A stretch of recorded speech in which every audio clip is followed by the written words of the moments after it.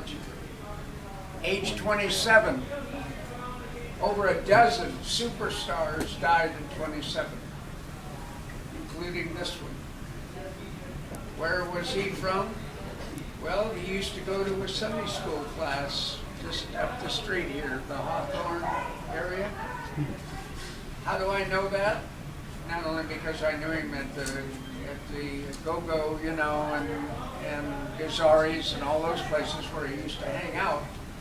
But at the Rock and Roll Hall of Fame, when I was there, they had a special exhibit, and there was the reports from his Sunday school teachers about him. Interesting, isn't it? The great poet of the Doors, many hit records.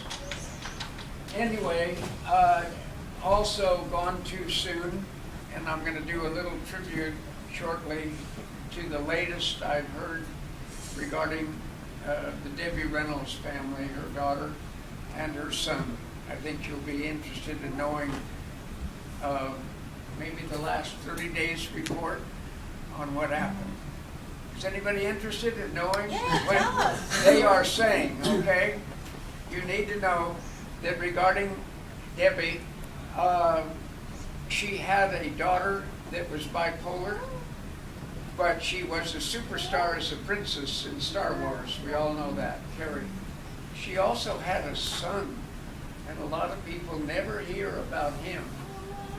But I have photos of the family and everything, and guess what? He became a Christian minister. And he is telling now that both, wow, this is emotional, that both of them were really into accepting and loving before they died. And they even had a church in Hollywood they were starting to go to and everything. Isn't that an amazing side story? Notice how the news today rarely tells this side of the story.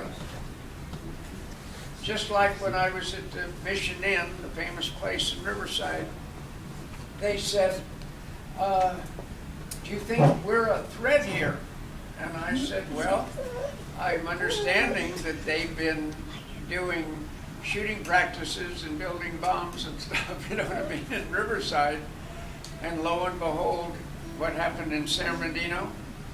But you never heard the fact that that was at a Christian Christmas party.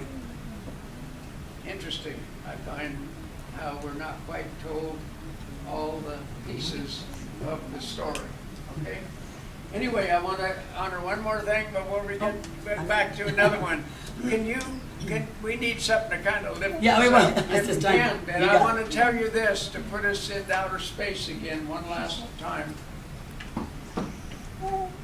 Women, all women here, I want you to know that all of the little ones, we've even got a few here, are not taught in school about the role of women in winning World War II. How many women know that we had over 1,000 women pilots in World War II? Isn't that an amazing thing? Don't you think little girls, if they were told, well, we had something to do with winning the war, only the guys got credit for winning. All we did is make sandwiches, right? Over 1,000 won.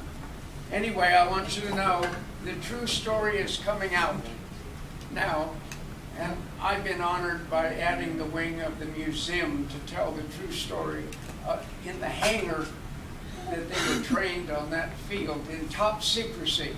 Why? Because we didn't want the enemy to know we had women pilots. You got it? True story. And guess what we also got for them? The Congressional Gold Medal. Isn't that amazing? After all these years, World War II, and now there's only a few left. And they're like in their 90s. But for Jacqueline Cochran, the one I told you about, and Geneva, the actual Congressional Gold Medal. So it's official now. The government has recognized the fact that we did have women pilots. Anyway, we're working on that story, right, David?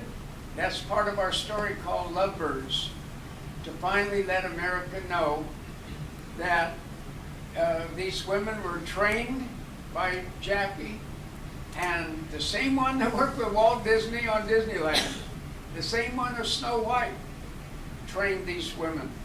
And yet, they're never taught about her in schools today.